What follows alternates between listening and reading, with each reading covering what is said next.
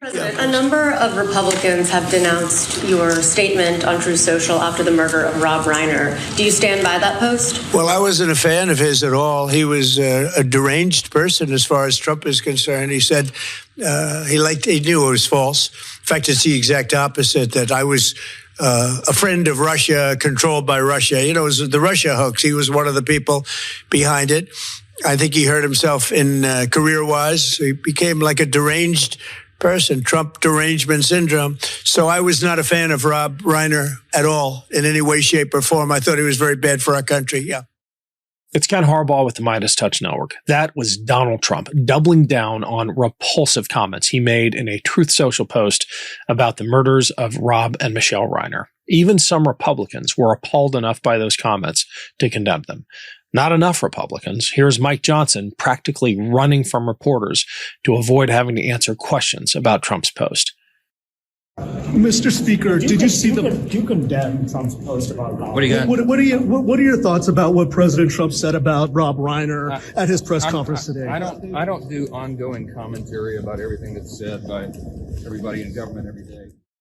We already know that Donald Trump is a despicable human being with seemingly no capacity for empathy or kindness. And we know that his enablers in the Republican Party will do anything, including surrendering their own dignity, to defend him.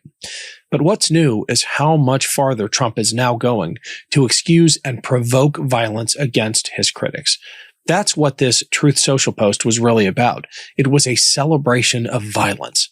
I wanted to talk to someone who studies this, who understands how this kind of rhetoric animates extremist organizations.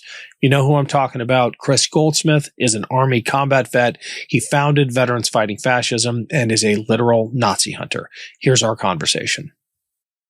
Kris, welcome back to the Ken Harbaugh Show. You introduced me to a term years ago that sadly has become part of my political vocabulary, and it's stochastic terrorism. Mm-hmm. And I feel like what Trump does almost automatically, like it's an animal instinct he has to provoke his followers, to terrorize his political opponents or his critics. And we've known this for a long time, but it feels like this tweet about the murder of Rob Reiner and his wife is yet another example to us, but one that seems to have broken through to ordinary Americans about just how violent this man's soul truly is. Yeah.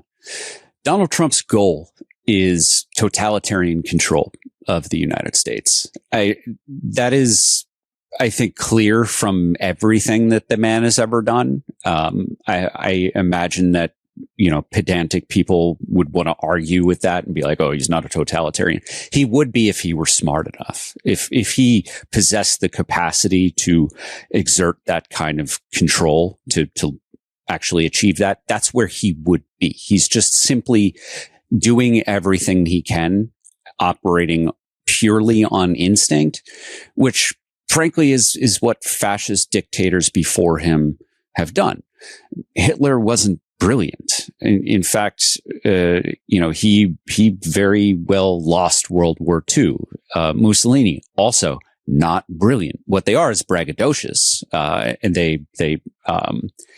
you could maybe argue that they have a way with words and rhetoric, but what they really, really master is the ability to inspire violence in others against targets that they want to see obliterated. And in the case of Donald Trump's latest tweet about Rob Reiner on his Temu version of Twitter, he is effectively rewarding a murderer by uplifting them and being like, this is what you should expect if you speak out against me. You should expect to get murdered. This should be an impeachable offense. In a normal, sane country, Donald Trump would be removed from office, if not by the 25th Amendment, then by the Congress. But unfortunately, we don't live in that world. He has pushed the Overton window so far that even the most pure and raw and obvious form of stochastic terrorism, that is choosing a target and using language that motivates violence against them so that you have plausible deniability because you're not giving an order, even the most obvious case of that, people are shrugging it off. I am. Well, can I test that real quick? Because I Sure. think you're right. When you look at the people immediately around Trump, when you look at his political sycophants, Mike Johnson running as fast as he can away from the question, literally, that is absolutely true. But I'm hearing from people I normally don't hear from about how appalled they are, even Trump voters. Look, I do a weekly radio show on a very conservative syndicated AM station, just did it 20 minutes ago. And, the host wanted to talk about how over the line this comment was. We're talking about Trump supporters, Trump voters. Might this be one of those rare moments where the inherent decency of most Americans actually trumps their political loyalty? I doubt it. I see people criticizing him and saying he's gone too far. I don't see them saying, I'm going to, burn my MAGA hat and vote against Donald Trump and his interests. The cruelty is the point. They just don't want it to be that naked and that indefensible. If they're fine with separating children from their mothers, deporting American citizens, children who have cancer, sending people to a tent in a swamp that they're calling Alligator Alcatraz, those are the things that I'm more concerned with. Donald Trump's mean tweet is just, his mask that's already off being a little more off, I guess. But until those Trump voters start saying that they're going to organize against Donald Trump, their words don't matter to me. Last minute shopping during the holidays is the worst. You're running out of ideas, the stores are packed, and forget about finding parking. Aura Frames is the best last minute solution, a gift that actually feels thoughtful and personal. I'm one of those people who struggles with ideas for what to get my wife and family. I want something meaningful, something that doesn't feel rushed, and honestly, that pressure usually makes me procrastinate. Aura Frames, in my opinion, is the single best gift for that. Here's why. Aura Frames lets you share photos or videos from any device, and they instantly appear on the frame, wherever it is in the world, at your home, your office, or someone's home across the country or across the world. The frames are gorgeous. They display photos in true color, and they automatically adjust to the light in the room. When you turn out the lights at night, the frame turns off too, saving energy and letting you sleep. And the setup, about 2 minutes. Download the Aura app, connect to Wi-Fi, and you're done. Preload your photos before it ships. Add a message before your gift arrives. Keep adding new photos and videos anytime from anywhere. Every frame comes in a premium gift box with no price tag, truly ready to wrap and give. You can't wrap togetherness, but you can frame it. For a limited time, save on the perfect gift by visiting auraframes.com to get $35 off Aura's best-selling Carver mat frames, named #1 by Wirecutter, by using promo code KEN at checkout. That's auraframes.com, promo code KEN. This deal is exclusive to listeners, and frames sell out fast, so order yours now to get it in time for the holidays. Support the show by mentioning us at checkout. Terms and conditions apply. Hey everyone, it's Ken. Quick break for a shameless pitch for my Substack and Patreon pages. To all of you who have subscribed, thank you. Your support is what makes this show possible. Anytime you see in-person reporting, whether it's trips to Ukraine to show you what is really happening on the ground, or my recent conversations with Congressman Jason Crow and Senator Tammy Duckworth, where we got on-the-record commitments to back hearings into ICE's abuses of power. People need to know that we're taking names. All of this only happens with your support. Every dollar that comes in through Substack and Patreon goes back into this show. And with the holidays coming up, you can give gift subscriptions as well. The links are below. Thanks for everything. Your support means the world to me. Back to the show. How do you understand that cognitive dissonance when you have people on one hand saying that tweet's indefensible, it's over the line, on the other hand, refusing to condemn pepper spraying a 1-year-old? Fact. Refusing to condemn dragging pregnant women out of their cars. Fact. Refusing to condemn the failure to provide basic medical care to detainees, including pregnant detainees, one of whom suffered a miscarriage in ICE detention. Fact.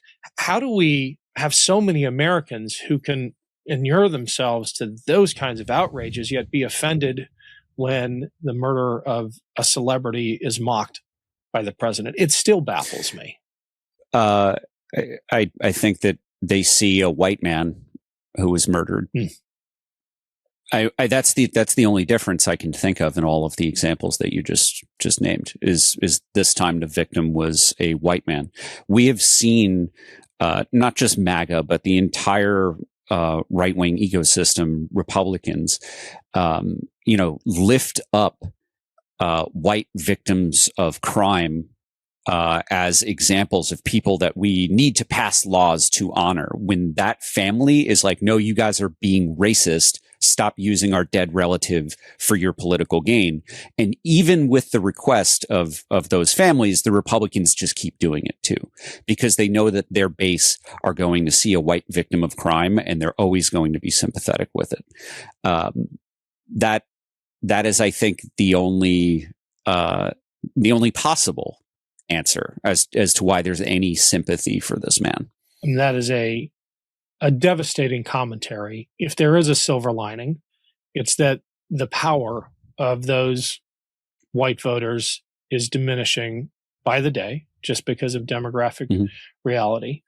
And I'm at a loss for words, because I think our only hope, if you're right, is our kids' generation taking the reins, and enough people who don't look like us saying enough is enough, and enough people who do look like us allying and saying, because we are in positions of privilege, we have an even higher responsibilities to stand between the ICE officer and the victim who can't fight back.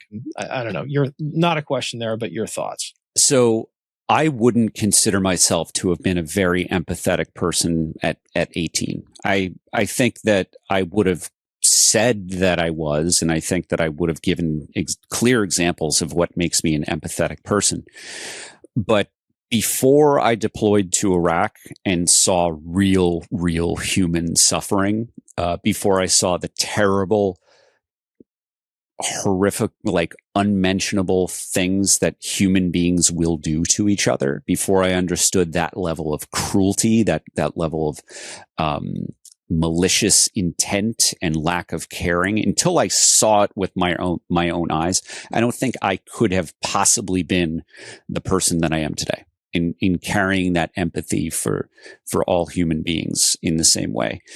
I think that we are in a place in our country where not many people are truly suffering. A lot of the MAGA base might be miserable and they might be resentful because they're not getting paid enough. And instead of being mad at the CEOs getting paid 225 times what they are, they're mad at the system, some faceless thing, right? But as we normalize things like troop deployments in our streets, and as ICE starts going into more and more and more neighborhoods, and as more everyday Americans go from, cheering this stuff on Facebook to seeing, a mother ripped from her children out of a minivan in the school drop-off line in front of them personally, until they're that close to it, I think that many millions of MAGA Americans cannot possibly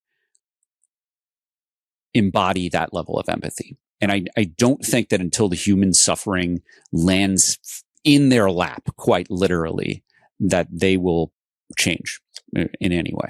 I think you might be right. And this has become almost a meme, the MAGA devotee who has come face to face with reality and the effects of the Trump regime's policies in their own lives, whether it be healthcare, women's healthcare in particular, or someone that they care about being abducted by ICE, and then it has a transformative effect. And you almost want to I mean, you almost want to yell at him for taking this long. But I think one of the things we have to do, given that we still live in a democracy, is find just enough room to get their votes.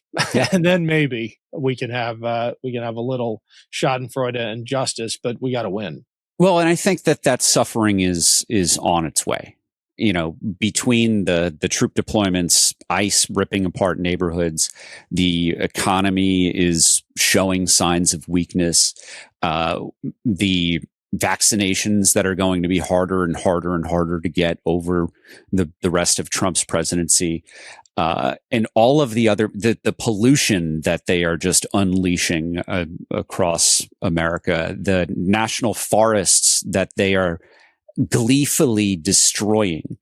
The pain and suffering is coming in many ways to many Americans who may not see or feel it yet, but when they start losing their healthcare subsidies, they've been arguing with people on Facebook of like, oh, this is fake. This is fake news. It's not a real story. When that bill comes, they're going to feel it.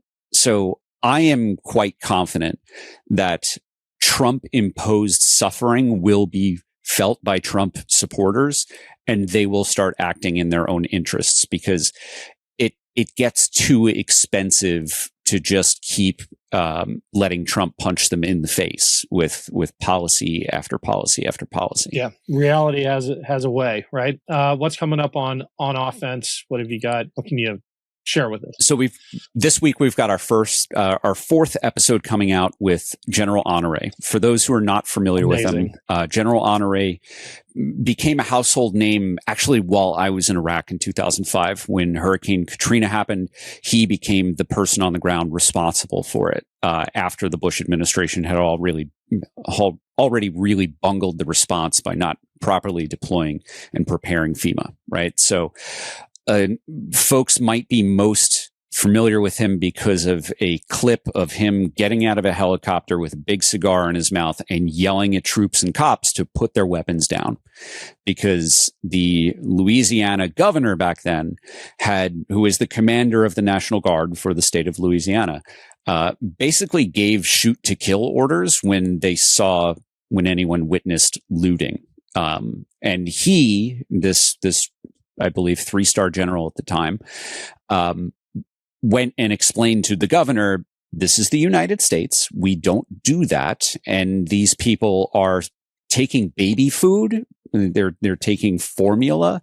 That is not traditional looting. They are desperate. Well, if we can find it, there is a side-by-side photo, an overhead shot. This was before drones. This is taken from a helicopter, so it's grainy, of a black person carrying something out of a store and a white person carrying something out of a store. And you can imagine how different the captions are. Oh, yeah. One is foraging, the other is looting.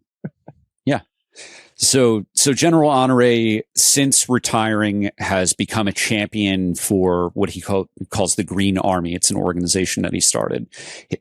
Him being a native Louisianan, seeing how devastating Hurricane Katrina was, a storm that was made worse because of man-made climate change, has inspired him to continue his service. It is a really, really great conversation. I'm looking forward to people checking it out. You can find the On Offense podcast anywhere you get your podcasts, and it's on YouTube at the Valor Media Network. Awesome. Thanks, Kris. We'll put the link in the show notes. Talk to you again soon. Thanks a lot, brother. Love this video? Support independent media and unlock exclusive content, ad-free videos, and custom emojis by becoming a paid member of our YouTube channel today. You can also gift memberships to others. Let's keep growing together.